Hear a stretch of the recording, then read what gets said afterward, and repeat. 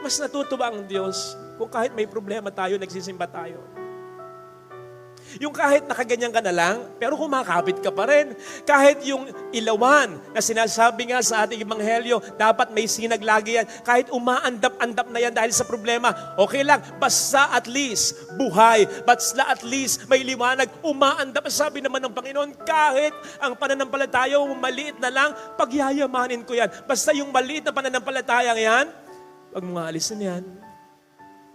Kasi hindi mo makikita kung paano ko gagawan ang lahat ng paraan. Gustuhin man ng Diyos na ipantindi sa atin, bakit nangyari ito, bakit ganon, hindi natin maintindihan. Lahat. Pero ang mahalaga, may nakakakita para sa atin ng lahat, may nakakaintindi para sa atin ng lahat, at unti-unti, ibibigay niya sa atin yan. Basta kapit lang, all things will work out.